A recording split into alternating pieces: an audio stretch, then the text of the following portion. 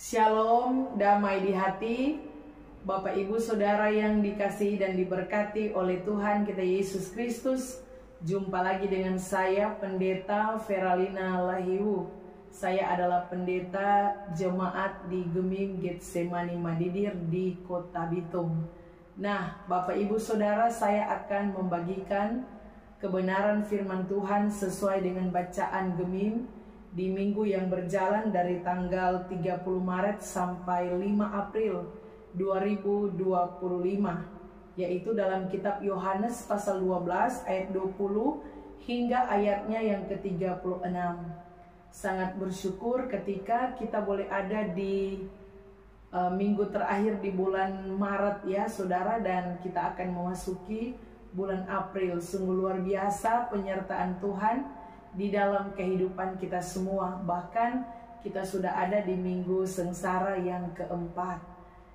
Sungguh luar biasa anugerah dan kasih karunia Tuhan di dalam kehidupan kita semua, sehingga setiap hari kita boleh menikmati akan penyertaan dan keberkatan Tuhan bagi kita semua. Nah, saat ini kita akan membaca bagian firman ini secara bersama-sama. Dan mari Bapak Ibu Saudara yang memegang Alkitab, kita membaca firman ini bersama-sama. Diberikan perikop atau judul, Yesus memberitakan kematiannya. Di antara mereka yang berangkat untuk beribadah pada hari raya itu, terdapat beberapa orang Yunani. Orang-orang itu pergi kepada Filipus yang berasal dari Betsaida di Galilea, lalu berkata kepadanya, "Tuan, kami ingin bertemu dengan Yesus." Filipus pergi memberitahukannya kepada Andreas. Andreas dan Filipus menyampaikannya pula kepada Yesus. Tetapi Yesus menjawab mereka, katanya, "Telah tiba saatnya Anak Manusia dimuliakan. Aku berkata kepadamu, sesungguhnya jikalau biji gandum tidak jatuh ke dalam tanah dan mati, ia tetap satu biji saja. Tetapi jika ia mati, ia akan menghasilkan banyak buah. Barang siapa mencintai nyawanya, ia akan kehilangan nyawanya. Tetapi barang siapa tidak mencintai nyawanya di dunia ini, ia akan memeliharanya untuk hidup yang kekal. Barang siapa melayani aku, ia harus mengikut aku, dan di mana aku berada, di situ pun pelayanku akan berada. Barang siapa melayani aku, ia akan dihormati Bapa. Sekarang jiwaku terharu, dan apakah yang akan kukatakan? Bapa, selamatkanlah aku dari saat ini. Tidak, sebab untuk itulah aku datang ke dalam saat ini. Bapa, muliakanlah namamu." Maka terdengarlah suara dari sorga, "Aku telah memuliakannya, dan aku akan memuliakannya lagi." Orang banyak yang berdiri di situ dan mendengarkannya berkata bahwa itu bunyi guntur. Ada pula yang berkata, "Seorang malaikat telah berbicara dengan dia." Jawab Yesus, "Suara itu telah terdengar bukan oleh karena aku, melainkan oleh karena kamu. Sekarang berlangsung penghakiman atas dunia ini. Sekarang juga penguasa dunia ini akan dilemparkan keluar. Dan aku, apabila aku ditinggikan dari bumi, aku akan menarik semua orang datang kepadaku." Ini dikatakannya untuk menyatakan bagaimana caranya ia akan mati. Lalu jawab orang banyak itu, "Kami telah mendengar dari hukum Taurat bahwa Mesias tetap hidup selama-lamanya. Bagaimana mungkin engkau mengatakan bahwa Anak Manusia harus ditinggikan? Siapakah Anak Manusia itu?" Kata Yesus kepada mereka, "Hanya sedikit waktu lagi terang ada di antara kamu. Selama terang itu ada padamu, percayalah kepadanya, supaya kegelapan jangan menguasai kamu. Barang siapa berjalan dalam kegelapan, ia tidak tahu kemana ia pergi. Percayalah kepada terang itu selama terang itu ada padamu, supaya kamu menjadi anak-anak terang." Sesudah berkata demikian, Yesus pergi bersembunyi dari antara mereka. Demikianlah firman Tuhan. Sekali lagi, shalom, damai di hati. Bapak Ibu Saudara, kita bersyukur kita boleh ada di minggu sengsara yang keempat seperti yang saya katakan tadi, dan kita masih dalam penghayatan serta pemaknaan akan karya penyelamatan Tuhan Yesus dalam kehidupan kita semua sebagai orang-orang yang percaya kepadanya. Dan bagian firman yang kita baca saat ini adalah bagian yang paling mendalam dari seluruh kitab Injil Yohanes ya, dalam Injil ini. Karena bagian ini berbicara tentang bagaimana Yesus memberitakan bahwa sudah tiba saatnya anak manusia dimuliakan. Hal ini diungkapkan Yesus pada saat orang-orang Yunani atau non-Yahudi datang mencari dia. Kalau kita perhatikan bersama ya saudara, di sini dikatakan bahwa orang-orang Yunani itu pergi kepada Filipus yang berasal dari Betsaida di Galilea dan berkata kepadanya, "Tuan, kami ingin bertemu dengan Yesus." Kemudian Filipus pergi memberitahukan kepada Andreas dan mereka berdua menyampaikan kepada Yesus. Tetapi saudara, Yesus menjawab kepada mereka, katanya, "Telah tiba saatnya anak manusia dimuliakan." Nah, sangat ironis saudara pada waktu itu ketika pemimpin-pemimpin Yahudi semakin melawan Yesus, tetapi orang-orang non-Yahudi malah mencari Yesus. Makanya waktu orang-orang Yunani datang mencari Yesus, Yesus tidak merespon untuk menemui mereka, tetapi Yesus merespon yang ironis ini saudara ya. Yesus menanggapi situasi yang ironis ini. Dia menanggapi adanya suku-suku bangsa yang sangat memerlukan dia. Sehingga orang Yunani ini saudara sebenarnya disimbolkan sebagai seluruh dunia yang datang mengikut dan mencari Yesus. Sehingga kita mengingat bahwa apa yang dilakukan oleh Yesus untuk menyelamatkan umat manusia, menyelamatkan dunia ini, itu adalah penyelamatan yang universal. Tidak hanya tertuju kepada orang Yahudi, tetapi juga kepada orang-orang non-Yahudi, kepada semua orang percaya. Makanya keselamatan dari Tuhan Yesus bersifat universal, ditandai dengan kedatangan orang-orang Yunani yang disimbolkan sebagai seluruh dunia yang datang mengikut dan mencari Yesus. Nah, Bapak Ibu Saudara yang diberkati dan dikasihi oleh Tuhan kita Yesus Kristus, dari bagian ini dapat kita pelajari. Mungkin jadi pertanyaan bagi kita, masih adakah di masa kini orang-orang datang untuk mencari Yesus? Ya, jadi pertanyaan bagi kita bersama saudara, masih adakah orang di masa kini mau datang cari Yesus seperti yang dikerjakan oleh orang-orang Yunani ini? Mereka mau datang bertemu dengan Yesus, mau melihat Yesus, mau berbicara dengan Yesus, dan niat mereka, kedatangan mereka ini sangat serius ya, sungguh-sungguh mereka mau menjumpai Yesus. Bapak Ibu Saudara, sebagai orang Kristen, sebagai orang percaya, sangat penting kita mencari Yesus, mencari Tuhan di dalam kehidupan kita. Kenapa saudara? Karena pemazmur pernah mengatakan begini saudara ya, singa-singa muda merana kelaparan, tetapi orang-orang yang mencari Tuhan tidak akan pernah kekurangan sesuatu pun yang baik. Ya, jadi saudara, bayangkan Alkitab mengatakan bahwa orang-orang yang mencari Tuhan tidak kekurangan sesuatu pun yang baik. Makanya kehidupan yang mencari Tuhan akan mendapat apa yang baik dari Tuhan. Sama dengan begini saudara, kalau orang lapar pasti orang cari makan, kalau orang haus pasti orang cari minum. Tapi kalau orang mau yang baik ya, sesuatu yang baik, maka orang harus cari Tuhan. Karena Alkitab mengatakan orang-orang yang mencari Tuhan tidak kekurangan sesuatu pun yang baik.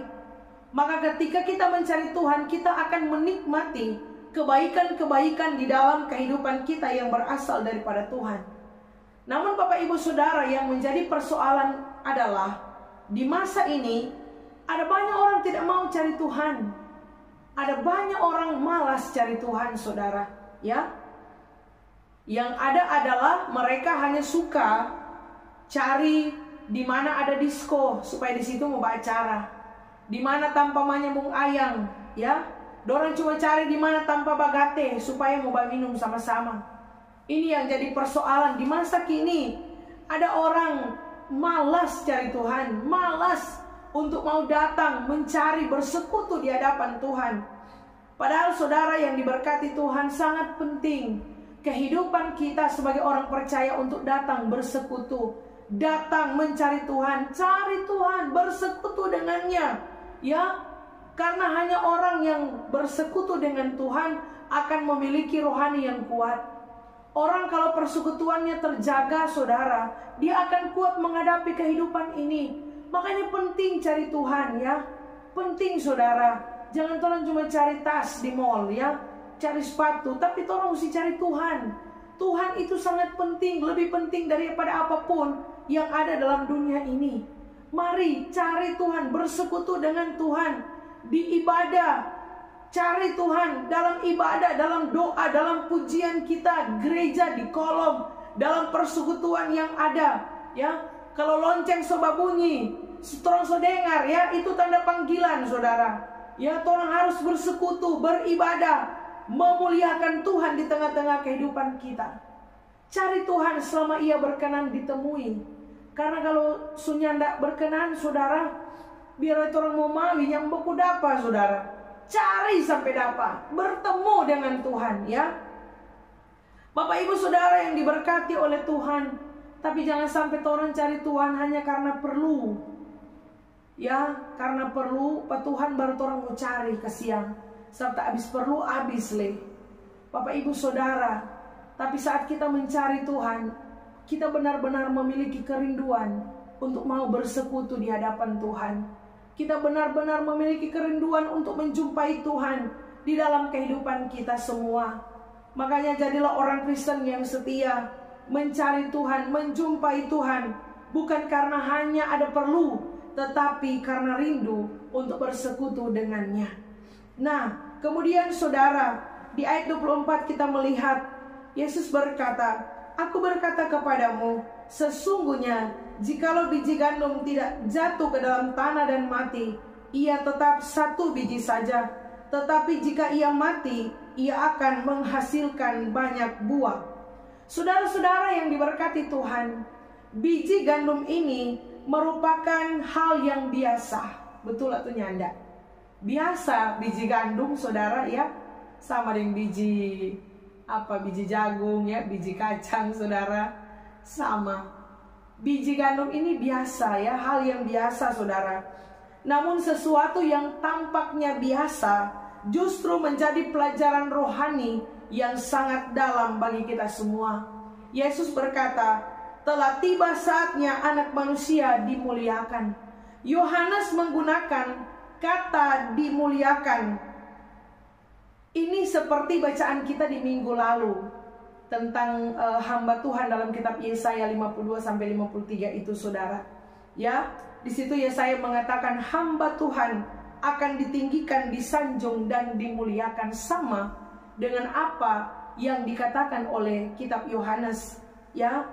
Makanya saudara, kemuliaan Tuhan Yesus ini dikiaskan dengan biji gandum yang jatuh ke dalam tanah dan mati, ya. Jadi dikatakan jikalau biji gandum ini kata tidak jatuh, artinya tidak ditanam ke dalam tanah dan mati, ia tetap sebutir, ya, satu butir. Tapi kalau sebutir gandum itu ditanam, maka ia akan menghasilkan banyak butir gandum. Jadi kalau nyanda ditanam dan mati, dia hanya tetap sebutir, saudara. Tapi kalau dia ditanam, maka dia akan menghasilkan banyak gandum. Nah, Bapak Ibu Saudara, gambaran ini berbicara tentang kematian Yesus, di mana lewat kematiannya banyak orang akan diselamatkan. Sehingga kematian Yesus ini, Bapak Ibu Saudara, bukanlah perkara yang gampang. Dia melewati penderitaan yang hebat, ya, untuk menuju pada kematian. Melewati proses itu tidak gampang, saudara, ya. Yesus tidak pakai proses yang instan. Sekalipun sekarang ada banyak orang cuma suka instan, ya, makan mie instan, ya, saudara, semua suka instan. Mau masuk kerja mau suka instan. Tapi Yesus melewati proses demi proses, dan proses Yesus itu sungguh hebat dan luar biasa. Makanya orang Kristen jangan suka-suka instan, saudara.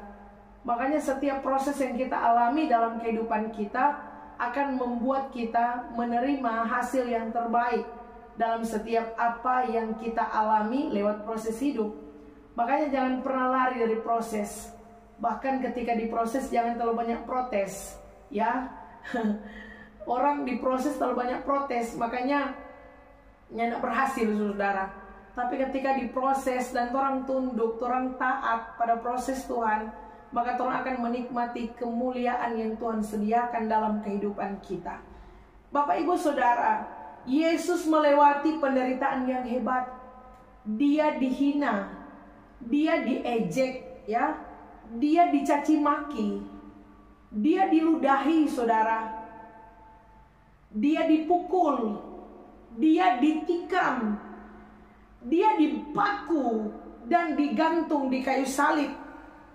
Kemudian dia mati, saudara, ya. Dan semua ini dia lakukan untuk kita. Ini pengorbanan Tuhan bagi kita, saudara, ya. Ini pengorbanan yang bukan gampang. Apa yang dialami Yesus ini sungguh hebat dan luar biasa. Dia harus menahan penderitaan itu. Demi siapa? Demi orang. Yesus berkorban. Pengorbanannya luar biasa, bahkan sampai mati di kayu salib, Bapak, Ibu, Saudara, ya. Tapi yang jadi persoalan torang mau berkorban untuk pelayanan banyak mulu, saudara. Baku hitung, ya. Baku hitung, baku kerubuk, mengeluh, bersungut, saudara, ya. Padahal Yesus telah berkorban untuk kita. Dia telah memberikan nyawanya. Tetapi torang kesian mau berkorban, kurang ukur, Jo. Ya, sedang mau berkorban waktu, torang yang tidak ada waktu untuk Tuhan. Bayangkan, Bapak, Ibu, Saudara, ya. Mau pi ibadahnya ada waktu, kia padang nyapi ibadah sibuk. Terlalu banyak orang sibuk, saudara. Bahkan banyak cari alasan. Kesibukan jadi alasan kita untuk tidak bersekutu. Siapanya sibuk? Tuhan Yesus sibuk sekali, saudara. Tapi karena torang dia datang ke dalam dunia ini. Bayangkan. Dan torang hanya waktu for Tuhan yang tidak ada. Sibuk. Jangan sampai iblis pakai itu kesibukan untuk tidak lagi datang di hadapan Tuhan, saudara. Hati-hati, ya. Ada juga pelayan Tuhan malas ya tapi ibadah pas. Iya tuh, saudara. Kalau pi bermain kartu boleh, ya. Bermain remi, bermain dum, bermain apa lagi, jenderal boleh, saudara. Kalau pi ibadah pas, nyak datang. Bapak, Ibu, Saudara, saya selalu mengatakan, orang pelayan Tuhan, kalau nyandak pergi di tanpa bermain kartu, ada orang mau ganti petorang. Kalau tuh nyak datang di ibadah pas, nyak datang di sidang, nyak ada orang mau ganti. Karena orang pejabatan ini tidak diwakilkan, saudara, ya. Orang sendiri yang harus datang. Makanya yang jadi masalah, ada pelayan Tuhan yang malas jaga ibadah pas. Semoga yang mendengarkan ini nyanda, amin, saudara, ya. Yang lain ada ibadah pas, yang lain ada pas status, ada di mall, saudara, ada di Mantos lagi jalan-jalan. Ini, saudara, ya, bayangkan Yesus mati for torang, berkorban untuk torang, kung torang reken mau beribadah kepada Yesus tidak ada waktu dan kesempatan, ya. Yang lain ada ibadah pas, kenapa dia cuma dapat TikTok, saudara? Aduh, ini barat ini, ya. Makanya kalau ada pelayan-pelayan Tuhan yang begini bertobat, ya, torang saudara yang diberkati Tuhan, kita ketika masih boleh bernafas, ini waktu yang Tuhan kasih, ya. Ini kesempatan yang Tuhan beri. Jangan torang bilang ada waktu, ya. Bapak, Ibu, Saudara yang diberkati Tuhan, sedangkan korban waktu torang sunyak bisa, bagaimana mau berkorban tenaga, ya. Sedang waktu sunim boleh mau tenaga, apalagi doi. Bapak, Ibu, Saudara yang diberkati Tuhan, paling banyak mulu, ya. Segala rupa segala mau lihat ini, tanggung jawab ini, saudara. Kadang orang kalau Pak Tuhan banyak kerubuk, kalau orang mau beli tas online, ya, mau berapa puluh, berapa ratus ribu boleh saudara ya. Kadang kita seperti itu saudara. Apalagi mau korban nyawa. Waduh saudara, cuma Yesus yang boleh bikin itu for orang saudara. Makanya Tuhan mati untuk siapa? Untuk kita. Bayangkan, mari orang sadar Bapak Ibu Saudara, Tuhan mati untuk kita. Pengorbanannya untuk apa? Pengorbanannya untuk keselamatan kita, menebus kita dari dosa. Makanya jangan jadikan sia-sia pengorbanan Tuhan di dalam kehidupan kita. Tuhan telah memberi contoh terlebih dahulu tentang pengorbanan. Makanya Bapak Ibu Saudara, belajar orang, hamba-hamba Tuhan, pelayan Tuhan, orang Kristen, orang percaya, belajar untuk berkorban. Lakukan pengorbanan-pengorbanan dalam kehidupan kita, dalam pelayanan, dalam setiap aspek yang ada. Karena Kristus telah lebih dulu memberikan teladan pengorbanan itu dalam kehidupan kita. Bapak Ibu Saudara yang diberkati Tuhan, selanjutnya Alkitab mengatakan di ayat 26, barang siapa melayani aku, ia harus mengikut aku, dan di mana aku berada, di situ pun pelayanku akan berada. Barang siapa melayani aku, ia akan dihormati Bapa. Ini menarik saudara ya, luar biasa. Oh tadi pengorbanan waktu, tenaga, uang ya, sunyak mampu dinyak bisa. Apalagi ini pengorbanan melayani saudara. Karena melayani ini ya butuh waktu, butuh tenaga, bahkan dana juga saudara ya. Nah Bapak Ibu Saudara yang diberkati Tuhan, Alkitab bilang, barang siapa melayani aku, ia harus mengikut aku. Nah, siapa di sini yang melayani Tuhan ya? Angkat tangan di rumah ya saudara ya. Bapak Ibu Saudara yang diberkati Tuhan, kalau kita melayani Tuhan, apakah kita sungguh-sungguh melayani Tuhan?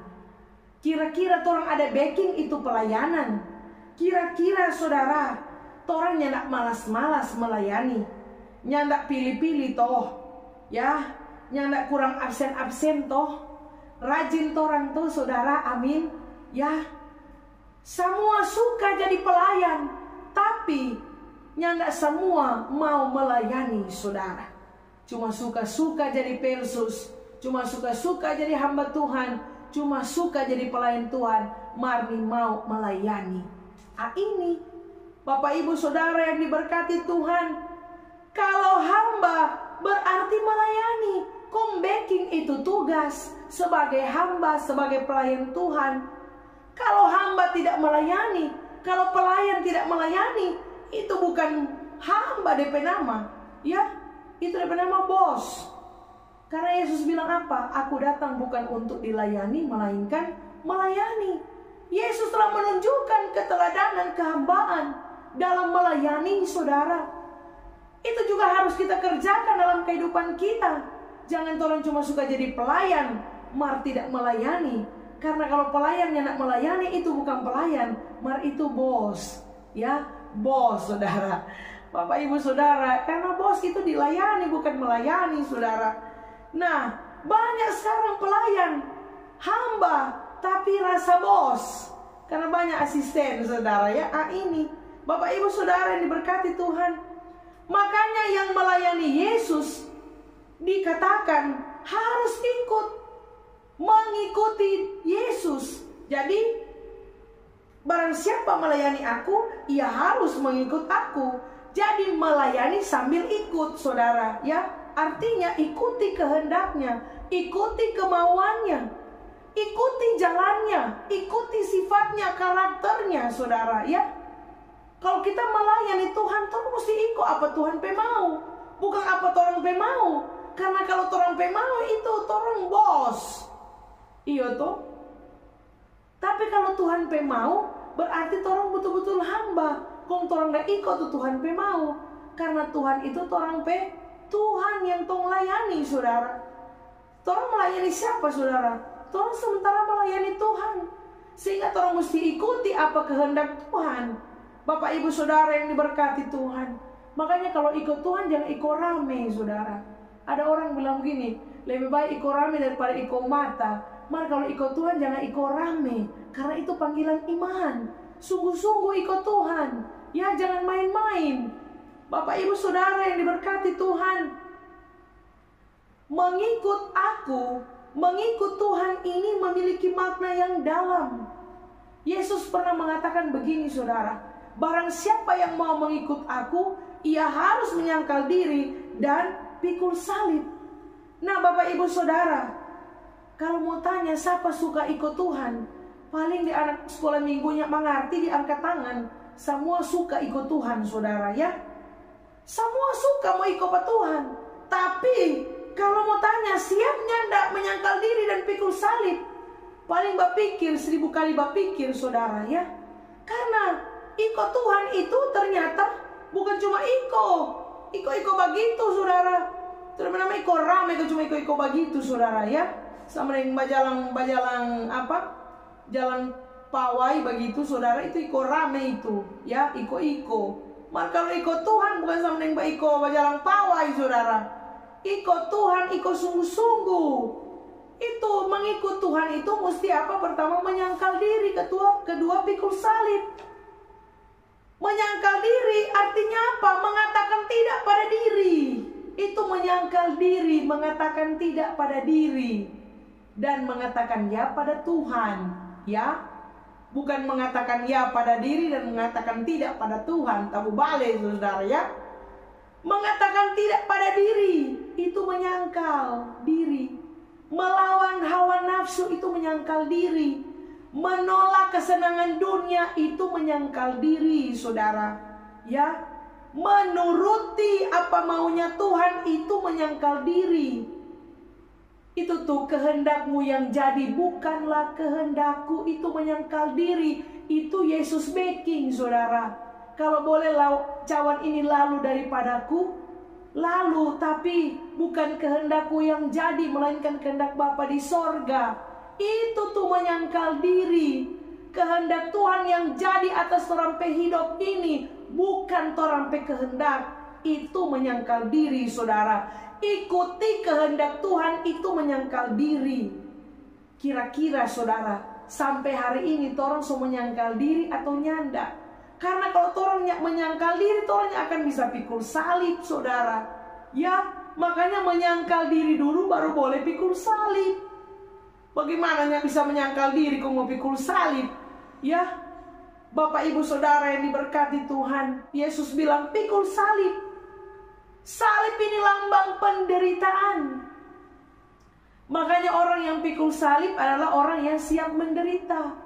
Makanya jadi pelayan itu, jadi hamba itu, teguhkan pelayan sebenarnya itu siap menderita. Ya, siap menderita. Ikut sambil pikul. Bukan cuma iko kong salib kasih tinggal saudara ya. Itu kalau iko salib kasih tinggal itu orang yang cuma ikut saja ya, tidak mau pikul salibnya. Jadi orang cuma iko kong kasih tinggal itu salib, itu orang yang cuma suka cari senang, cuma suka cari enak, cuma suka cari nyaman. Itu tuh orang iko yang tidak pikul salib. Cuma suka senang, cuma suka rame, cuma suka nyaman. Kalau sudah nyaman, semua lari, semua tumingkas. Kalau so tidak senang, semua undur diri, semua kasih surat pengunduran diri. Ini kan orang jadi pelayan, orang jadi hamba, siap menderita. Mesti pikul itu salib.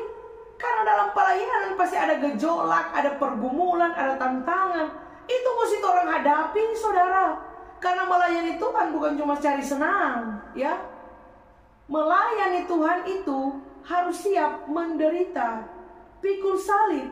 Karena kalau kita tidak mau menderita, kita cuma suka senang, cuma suka enaknya saja, jangan melayani saudara, jangan ikut Tuhan. Karena ikut Tuhan ini dari syarat saudara ikut Tuhan ya. Bapak Ibu Saudara yang diberkati Tuhan, Matius 10 ayat 38 bilang begini, barang siapa tidak memikul salibnya dan mengikut aku, ia tidak layak bagiku. Makanya Bapak Ibu Saudara, kalau melayani kau mau menderita, jangan ya. Tapi orang yang melayani Tuhan, Alkitab bilang dihormati Bapa. Wow, keren saudara.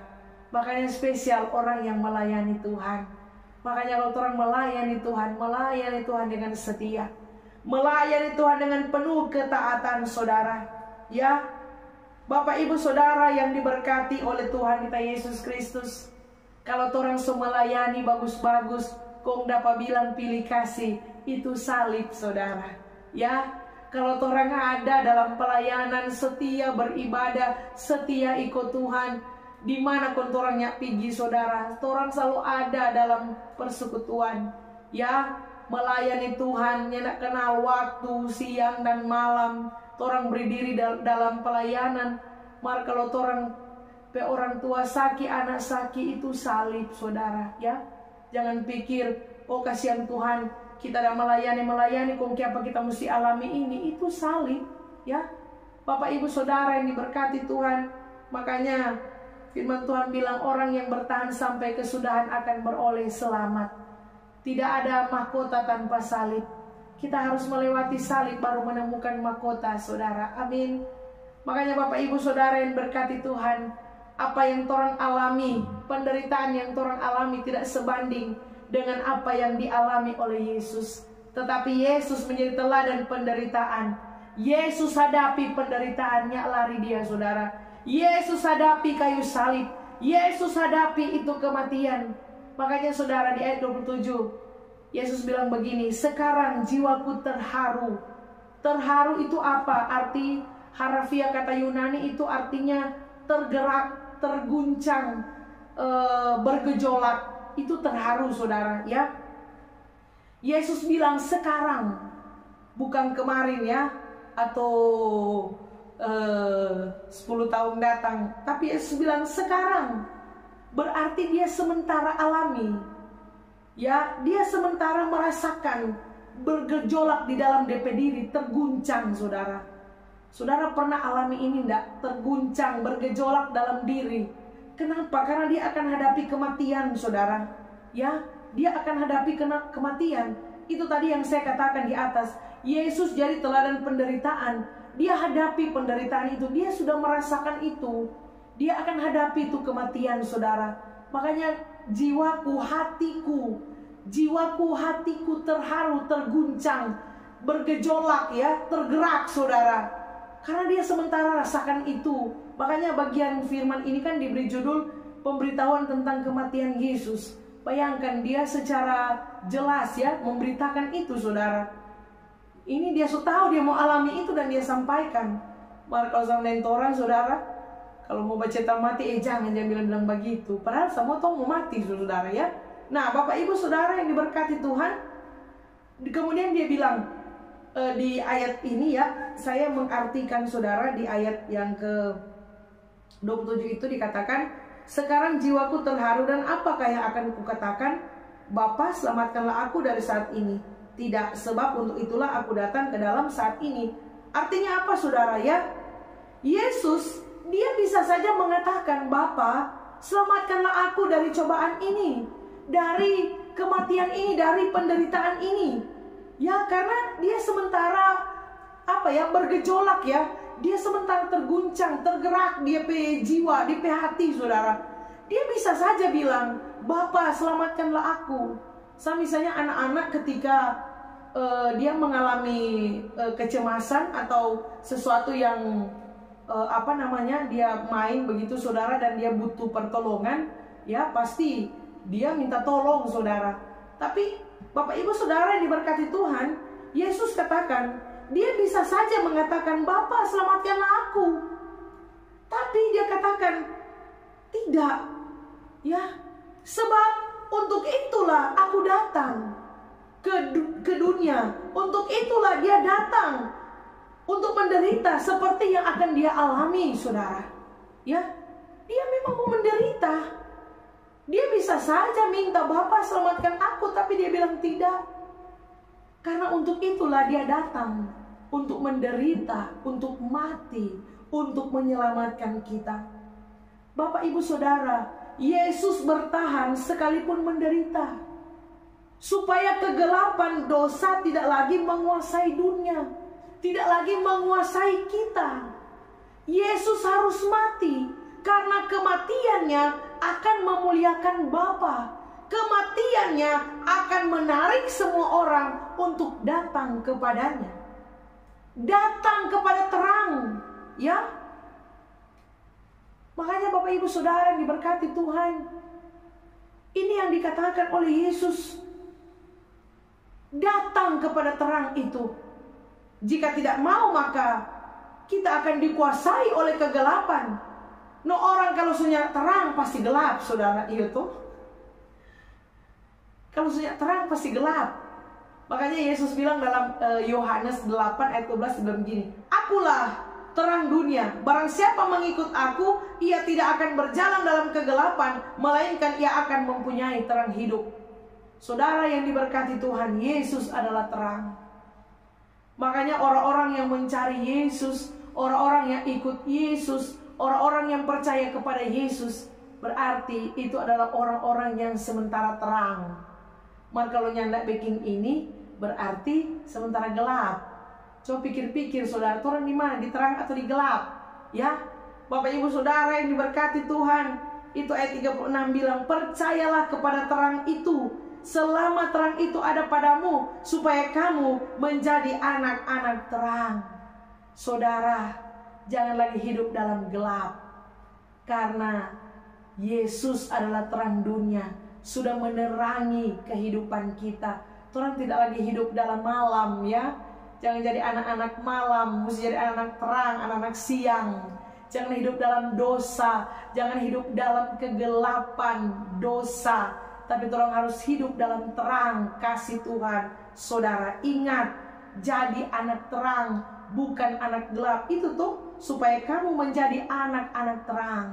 Kira-kira orang anak terang, saudara, amin. Ya, jangan jadi anak gelap. Biar jokuli gelap, yang penting hati terang. Amin, saudara. Ya, orang harus hidup dalam terang, karena orang adalah anak-anak terang. Sudah diterangi oleh pengorbanan Kristus, sudah diterangi oleh kematian Kristus di dalam kehidupan kita sebagai orang percaya. Ya, orang sudah diselamatkan. Makanya orang sudah hidup di dalam terang. Itu tuh arti gereja. Orang yang dipanggil keluar dari gelap, masuk kepada terang Kristus. Makanya jangan lagi hidup dalam dosa, jangan lagi hidup dalam kegelapan, karena orang adalah anak-anak terang. Biar dimanapun orang pergi dan berada, orang jadi terang, saudara. Amin. Tuhan Yesus memberkati firman-Nya. Amin. Saudara yang diberkati Tuhan, dukung terus channel Pendeta Feralina Lahiwu. Jangan lupa like, subscribe, tekan tombol lonceng, dan jangan lupa komen-komen saudara ya, dan bagikan video ini supaya ada banyak orang yang diberkati. Terima kasih saudara semua yang sudah mengikuti channel Pendeta Feralina Lahiwu. Semoga kita semua tetap ada dalam penyertaan dan keberkatan Tuhan. Shalom, damai di hati. Sampai jumpa lagi.